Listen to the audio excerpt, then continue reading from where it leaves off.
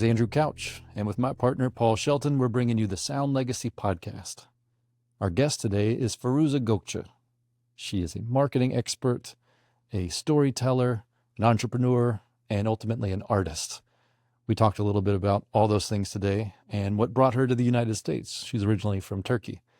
But one of the things that I found most compelling was her love for marine life and her ability to tell stories. You're going to hear all about that. You're going to see some images of her art, and I think you'll have a good time. Until next time, enjoy our conversation with Firuze. I want to get to your story.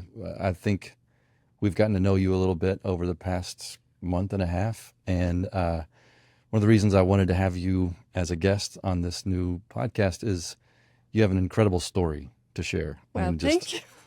I never think it that way, Yeah. but this is a great way to put it. Thank you. I would say most people with really good stories feel like they don't have a great story. That's a very common through line that people are like, I don't know if my story is that great, that's what I want to hear.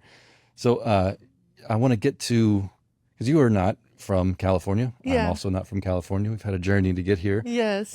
Which I appreciate, just the trajectory of human lives that we both met in this funny little office. Yeah. But you've come from a little further away than I did. Yeah, a couple thousand miles. A couple probably. thousand extra. Yeah. An ocean has separated Yeah. you from where I could drive here. You know? Yeah. So I want to talk about that. And I want to talk about your art. Yeah. Because your art is very specific and beautiful. It's actually hanging. I don't know if the camera is catching that, but it's literally behind Thank you. you. It was there before we knew you were going to be a guest. We just like it. And I want to talk to you about, storytelling. Yes. The art of it, which you have, I think, a nice grasp of. So Thank that you. sounds good to you. Let's Yeah, do of that. course. Yeah.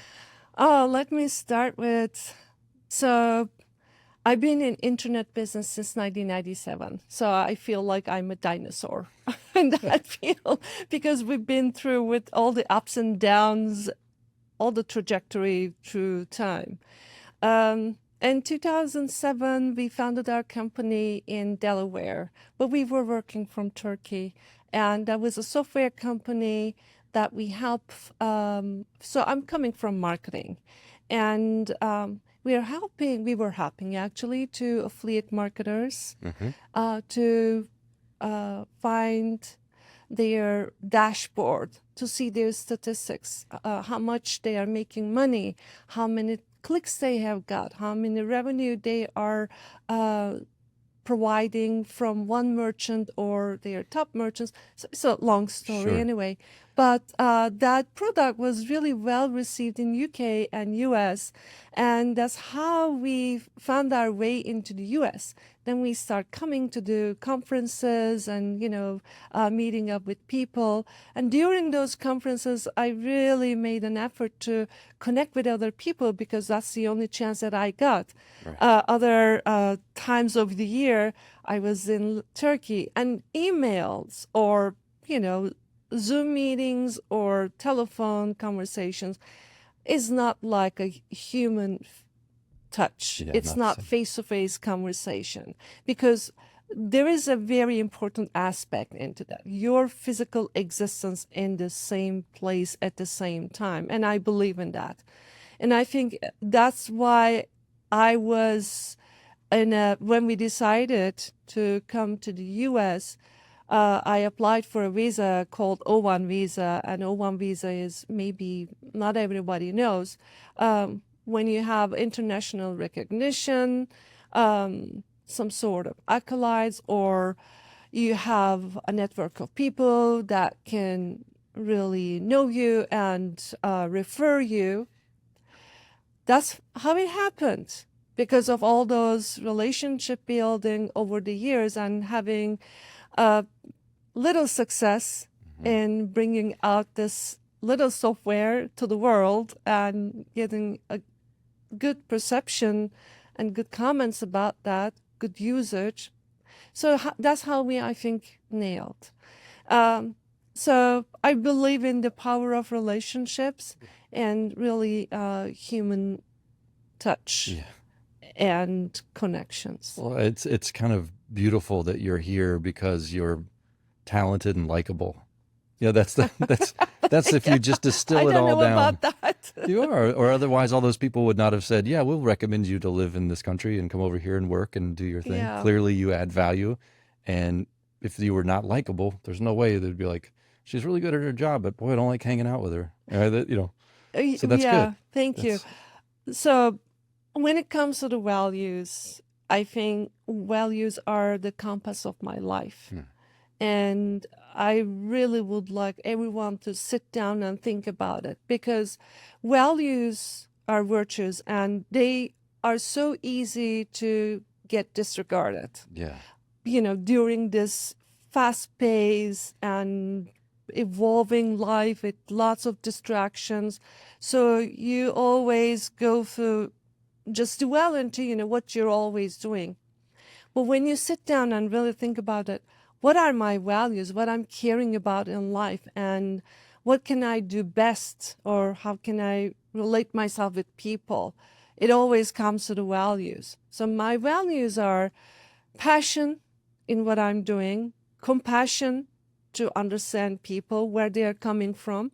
And I think that's why I can build up relationships, because the first thing that I care about is what's their story, right. or what kind of problems they are facing with. So when you start that type of a conversation and show your willingness to listen, and if there's anything that I can add, that I add up to that story, or a different perspective, that makes life a wealthy place. Wealth is not something that you materialistically get it, but wealth is more about the values.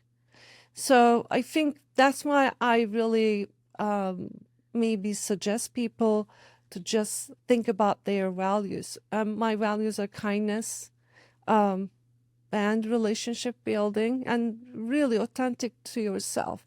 Just check out who you are, what you like, what you want to do, what you care about. These are also your, the way you navigate life. Right. So I don't know. Can I answer No, it? that's a great answer. I think it's lovely. I was going to ask you what are your values, and you went ahead and told me, so that's perfect. Yeah, thank you. So I want to get maybe back to Turkey a little bit, and I want to talk about how you decided to move, because Yeah. there's a hip little story there that I want to drag out of you. Yeah. But can we talk about Turkey just a little bit? You Yeah. obviously you grew up in Turkey. These values that you cherish and live by, where did you pick these up? Are they I from your think it's parents? it all depends on your family values and Mhm. where you come from, how you're raised up. Um, so there is another story that I would like to express, perhaps. Sure. I had a cousin. Still have this cousin. She's alive. She's 4 years older than me, but she has a sort of a mental disability. So all my childhood, I was with her until I was 18, until I get into college. And, I took her to wherever I go. I accompany her and I feel for her. So I think compassion comes from that part. But also, my mom was really the compassionate one. She was always the gatherer of our family. We have always big family dinners, like an Italian family, lots of voices, talking about politics or daily life. But the conversations are so huge, so big. So when my husband just, first experienced it, he just says, Firuze, I can't deal with this. You are an Italian, you have an Italian family. I can't really take it, because he came from a very, calm and easygoing family, but my family has lots of different colors in it. Mhm. So I think that's just, how I raise up, and seeing different people coming from different walks of life, even in my family, just makes it a really fun experience for me. And about Turkey, Turkey is a beautiful place. And I'm so proud of growing up, and born on that land, because Turkey has 200 different civilizations passed over thousands of years. Right. And maybe some of the audience will know about that, but there is a historical place that dates back to 10,000 years ago.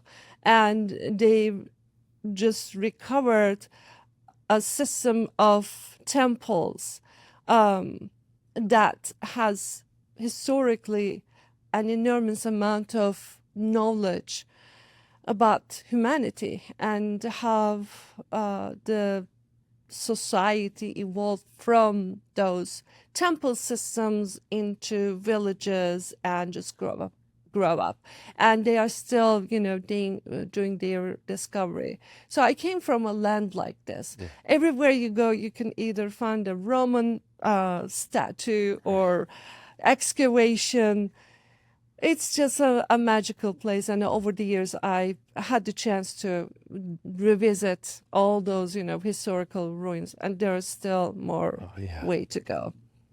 So how we come to the technology world? Well, before you get there, do you have a favorite historical ruin or a site that you visited? What's your favorite site? There's a place called Sagalassos. Sagalassos. Yeah.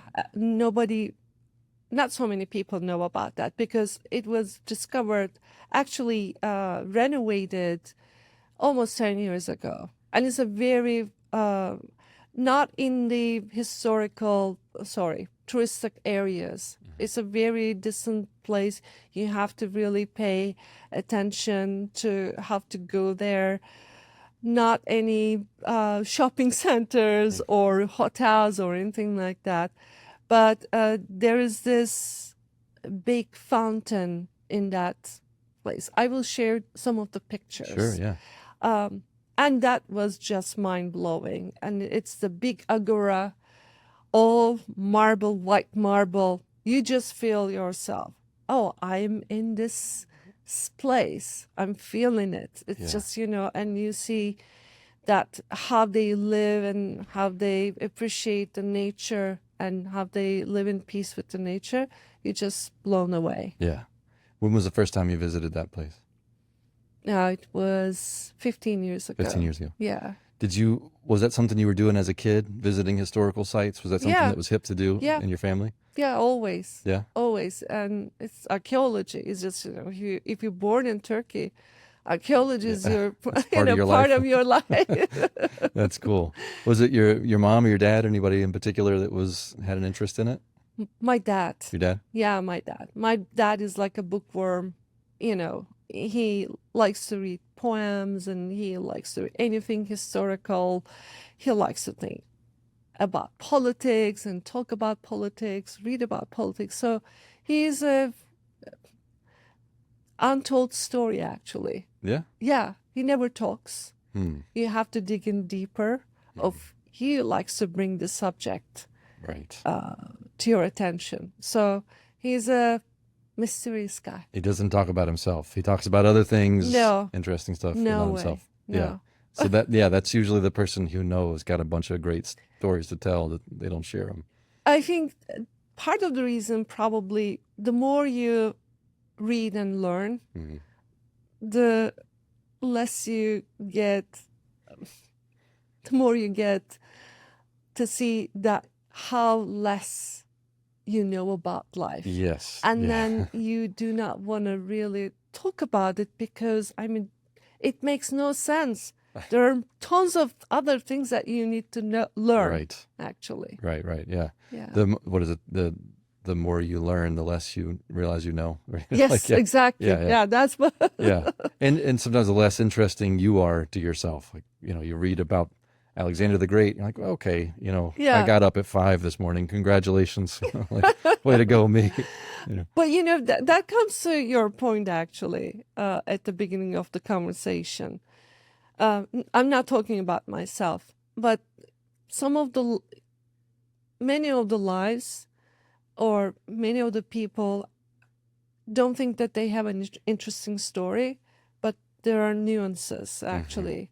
And when you discover it this way, that's a profound thing. Yes.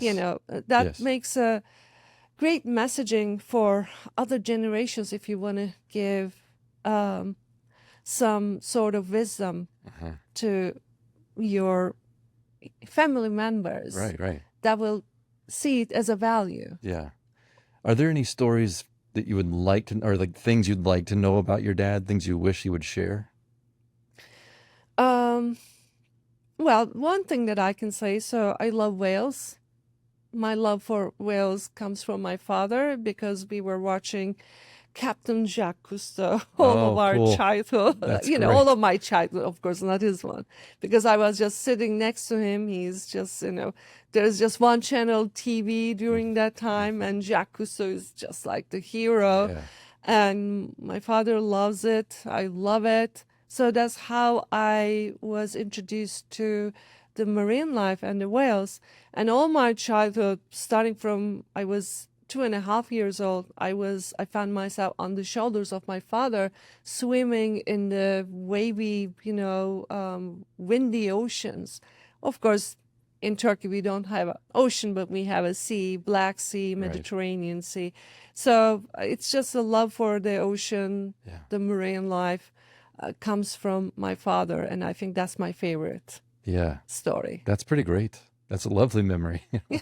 Being on your dad's shoulders. I mean, that's beautiful. Yeah. Do you guys still talk about that sort of thing? Do you share a love? We talk politics all every day. Stupid politics. Boy, Stupid politics. they've just taken over everything, even the whales. Yeah, well, I mean, I don't know. It's just a daily life. Right. Yeah. And it's nice to catch up with them. Yeah. Well, I want to get to the ocean and your art and your love of whales. So maybe we'll put a pin in that and come back. Yeah. I want to get to how you ended up in the States, because Yeah, that's an interesting story. Yeah, you've to been be here. honest. No, I find it interesting too.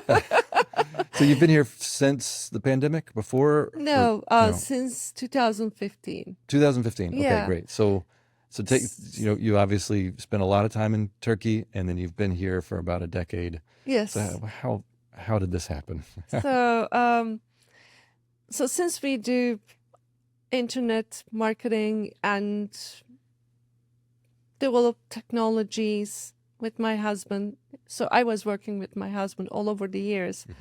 And we were listening a podcast called Tweet.tv. Tweet that? Tweet.tv. Tweet.tv. Yeah. Okay. Which was hosted by Leo Laporte. And he was one of the journalists who transitioned to covering technology news and decided to have his own podcast. And he created a great network of podcasts, actually, about technology. You can still find them on Apple Podcasts or any podcast you love to listen from. Podcast network. So we were listening to him, and he was always talking about Petaluma.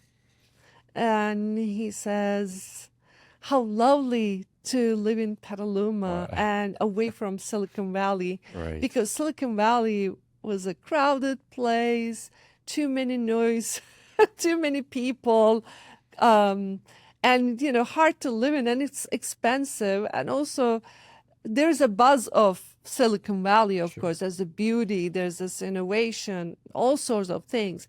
But at the same time, it's not easy to live there. And his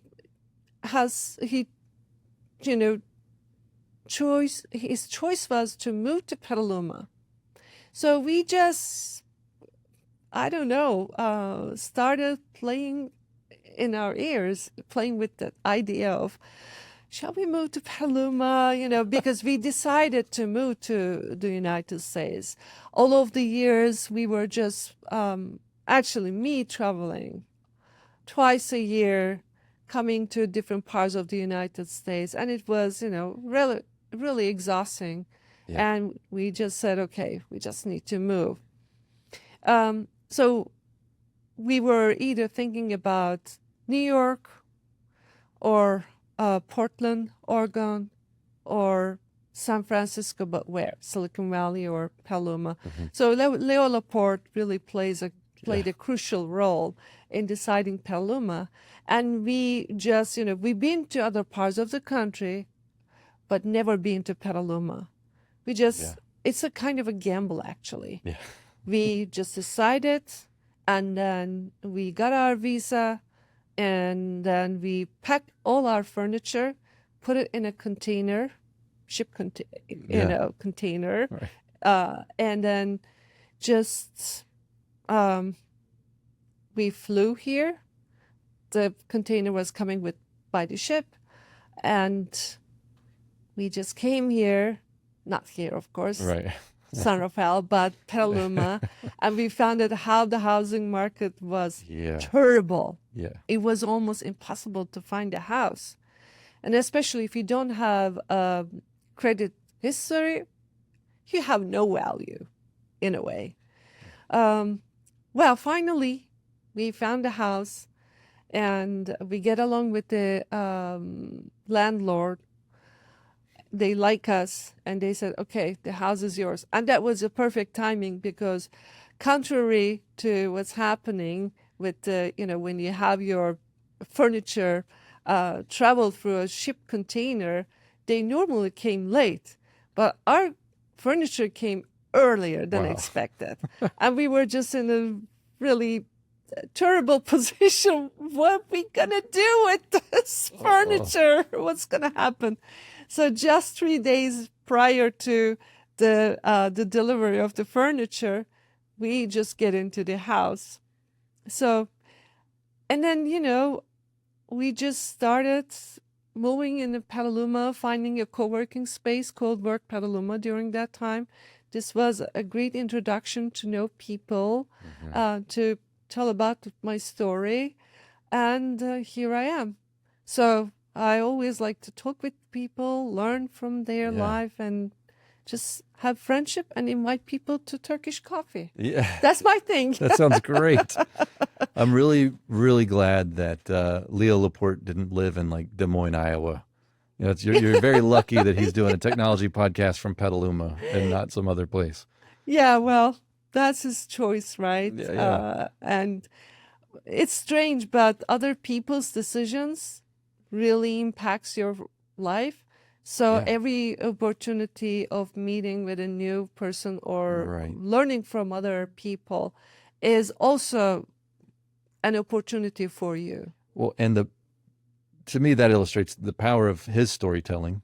His pitch on Petaluma and how great it was. It was that compelling to you guys to be like, okay, well, could be New York, could be these other places, or this place we've never been. Yeah. The only thing we know about it is that this one guy likes it. Yeah. But he's a good guy. Yeah, it must be.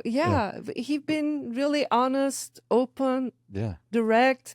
So that gives you the confidence to really take his suggestions or take his words. Right. You've since met him, right? Didn't you? Yeah, we moved here. I immediately find a way to get invited to his podcast as an audience. I took my son. My son was 12 years old during that time, and we went there, and we brought some little presents because that's what we do in Turkey. Yeah. And he was surprised, shocked, but he was happy at the same time, seeing how his words could be heard from Turkey, even, amazing. Far away, and impacted us, influences us in different ways. Right. So that was a great way of meeting with him. Yeah. Yeah. So. Yeah, it's the power of storytelling and the benefits of just rolling the dice. Yeah. And just trying something entirely new and unknown. That a lot of people are understandably very afraid to try something they've never done before. I mean, certainly to move across the world. And, that's that for good reason gives people pause. But you did it. Yeah, I think it's the gut feeling. Yeah. In a way, because it's really conventionally, this is not a smart choice. Well, that may go across my gravestone. Conventionally, this is not a smart choice. I like that phrase. I don't know. I don't know what, I mean, it's, but it turned out well because I feel Yeah. it that way. I Yeah. just feel it. Well, you've been here for a decade. Yeah, So and it's I clearly never working. regret it. I Yeah. never one day, and it always is a flourishing thing for my life, Yeah. for learning other people, Yeah. knowing them, getting to know about their lifestyle Yeah. and how we can create something Yeah. nice together, a friendship. Right. That's what matters. And your son was 10 or 12 when he moved here? Yeah, he was 12. And Now so he's in his he's 20s? 21. He's graduating from UC Riverside this year. Wow. Yeah, he's studying economics. That's great. Yeah, That's so great. What a cool background he's got. To yeah, I think he's now and feels like international yeah. values because he's been into different countries, Yeah. live in his country, Turkey, lives in this country, United States, and have a different perspective. Mm-hmm. And it creates a more, in my opinion, wealth in terms of your mindful connection with the world Yeah. and in understanding world. Can you say a little bit more about that? A mindful connection with the world. What does that mean to you? If you want to make a living where you position yourself, that you can understand this culture, understand that culture, and a culture you never been to. Let's say once he would like to go to Korea, actually, he would like to go to college there. Wow. And the reason why, because he's seen Europe, he's seen Turkey, he's in the United States, and he would like to discover another culture.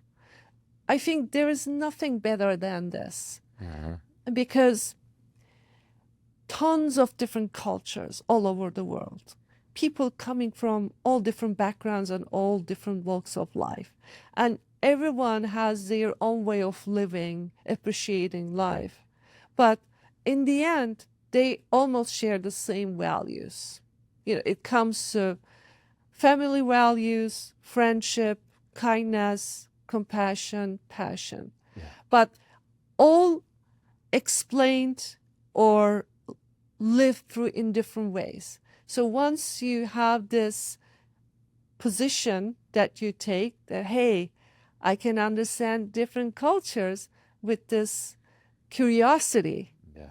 then it really makes a difference. So I'm so glad that we made this decision.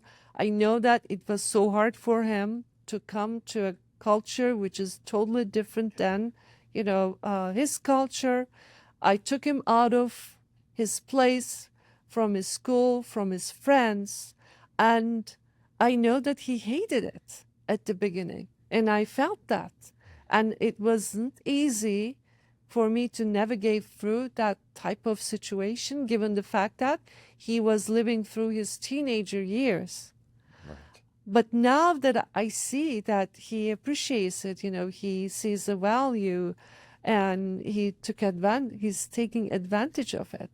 So that's a tremendous gift. That's growing and learning for him, growth and learning for you. Yeah, it's both ways. Yeah. It's not only him. I Right. know also for your kid, from the day one, they are learning from you, but you're also learning from them. Mm-hmm. So if you see it that way, then it makes it easier. Otherwise, moms get too harsh about themselves. Right. They're always, no, I'm not a perfect mom. No, I failed. No, I couldn't do this. Do you have any insight into what your parents might have learned from you? I don't know. I think adventures Yeah. side of me. But my mom was like that, because she was 20 years old, or I could not tell it exactly, between 18 to 20 years old. she just went to Switzerland to work there. She was a tailor or sewer, and she worked in a textile company.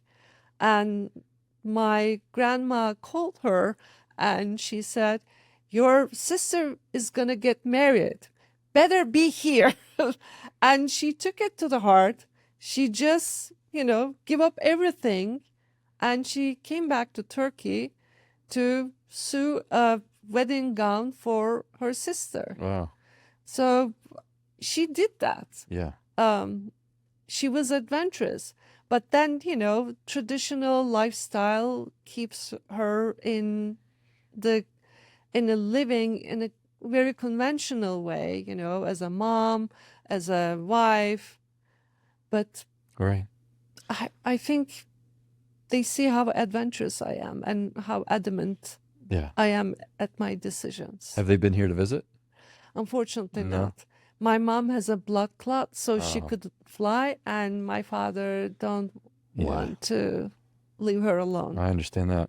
Well, Yeah. it gives you an opportunity to go back and visit. Yeah, I am. Yeah. I'm That's gonna nice. go Nice. this summer, actually. Oh, that's great. Yeah. That's great. Well, I want to talk to you because, of course, your son has grown, your business has grown, you and your partner have gone through, I imagine, changes and things. Yeah. But something that's, I think, interesting to me is that you seem to have, since you've been here, identified as an artist. Like, okay, I make art and I will show my art and I will Yeah, be and living the life of an artist. I know it's hard to I say. don't know. It's I'm literally, for me. you're sitting underneath your art right now. To me, there's no way to deny that you're an artist because I'm looking at Thank you. the proof I of it. appreciate that. Well, I was painting since I was a child.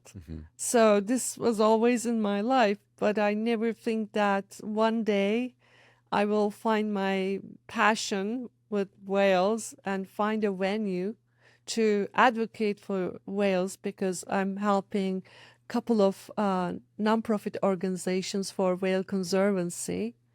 And then I'll create art and I'll have my exhibition. And now, my art has been showing up in different places, and I have 2 exhibitions coming up on the way. So it's hard to tell it into words. I'm glad that I find this part of me, or rediscovered that part of me. Art is a way to storytelling, actually. And the message that I want to give: life has an enormous potential. And we share this planet with other species, and they have the right to live on this planet as much as we do. Of course. So we need to respect to each other, and our lives actually depend on each other. We depend on them in different ways, in terms of climate change, in terms of biodiversity, and sustainability. All sorts of, I can talk hours and hours on that subject. So having to find an area that I express myself with my art and also advocate for something dear to my heart is a tremendous feeling. Yeah. Yeah, it seems like it. I think it comes through in your art. Now, if we can, we'll talk a little bit about what your art is. I mean, you're interpreting whale sound through painting. Yeah. Which, can you talk about that a little bit? Yeah, that was my challenge, actually. For so many years, I was thinking about, because I'm amazed by the whale sounds. And the whale sounds translated into spectrograms, where you can see the frequencies on a time scale. So it's a very scientific term anyway. But the whale sounds, or whale song, there are sounds and songs. Right. The whale songs, especially with the humpback whales, there are repeating patterns. And those patterns were represented in graphical expressions, actually, illustrations by a graphic design artist.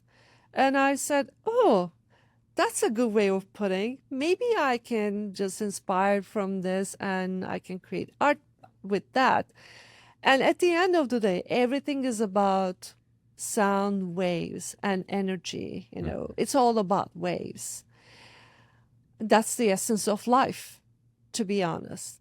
So I just started thinking about creating waves and sound spectrogram patterns. And then I come up with some drafts by hand drawings. Then I put them into a digital format and just color them. And after I coloring them, I ended up the name of the artwork. I never start for a piece that I know, oh yeah, this is going to be a choral dreams. Oh yes, this is going to be whale sounds on a canvas. So it just, once I finished it, it just speaks to me that way. And I love it Yeah. because you can't push creativity or inspiration. You Inspiration, yeah. just, inspiration happens. Right. And your job is to interpret it in words or in visuals or any other ways that you find possible. It's possible, actually. So that's how it comes to life. Yeah. It's a beautiful thing, that moment when you've been working on a thing for hours and then you stop and you look at it with different eyes. Yeah. Not necessarily the eyes of the creator, but the eyes of the person Who is watching. Yeah. Yeah. You've just told yourself a story that you Yeah. didn't know before. Yeah, I have no idea, but some of the pieces, since I've been also very curious about the scientific studies, some of the pieces really speaks to some of the scientific research papers that I'm reading. So then I found, oh yeah, this is really related with the scientific research. So then I created also a story behind it. Especially that's true with the whale representations. Right. For example, there is a humpback whale called Fran in our own backyard, in Monterey Bay, in Pacifica, Half Moon Bay, sometimes San Francisco, Golden Gate. And she is one of the most popular whale because she's one of the most seen whale in this area. And in 2012, she found that she beached. And the reason why she was dead is because of ship collision. So I just called one of my pieces Fran, and it's just to celebrate her life and to give us a message. These are really giant, majestic creatures, and they are delightful, and they are so centric for our lives. Let's cherish their life and protect them. Yeah. So there's a element in a lot of your pieces, I'm looking at it now, is the eye. yes. The eye of this enormous mammal. I mean, just can you give a sense of the scale? Yeah. Like, are we talking like, a full grown humpback whale? I mean, their eye is like the size of a wheel on a car or bigger. I mean, I'm just thinking about it. I cannot give the Sure. specific measurement. It's hard, but I love to look into their eyes. Yeah. I did not do it as a person because it's just, Sure. it's a total different story, and the scientists can do that. Right. Who has a, permit to reach out Sure. and swim and, filming or doing their scientific research. But their eyes are so big, and there are lots of little lines and intricate pieces into it. So each piece for me gives me a background for a story. Right. How many stories, how many different, hunting sessions, how many different communication, echolocation, or, taking care of their little calf. Yeah. It's just, it gives me a context to imagine, what their life could be. And also, how did they see us? Mm-hmm. We don't know it. Right.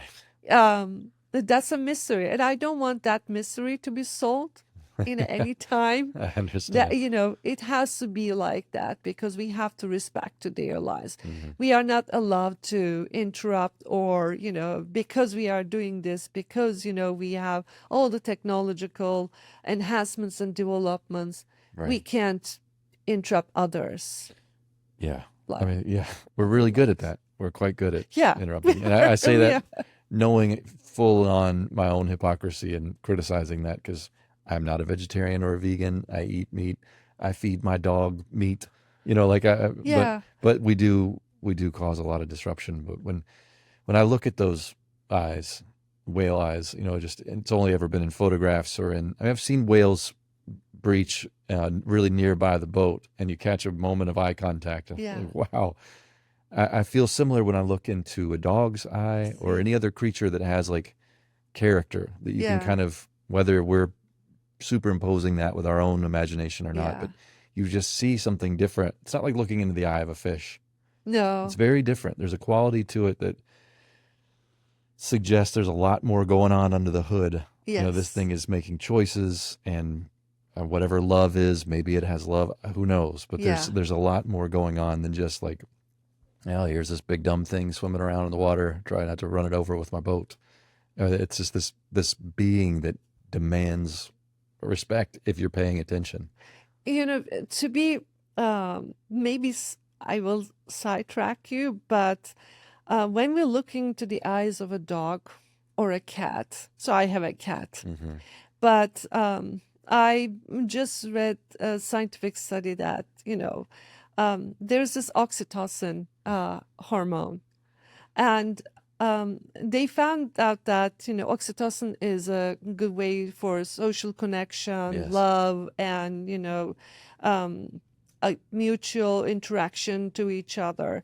So dogs has the highest oxytocin levels when they meet with a human being. Mm-hmm. So they are number one. So, that's why it's so meaningful to look at into a dog's eyes. And they are feeling the same way. Mm-hmm. And they feel this connection. I don't know how much cats has the oxytocin hormone secreted, when they see a human being. But I know as a servant to my cat, Yeah. he looks at me, he trusts me. I see that. And he loves me because I love him and I protect him. He knows all about that.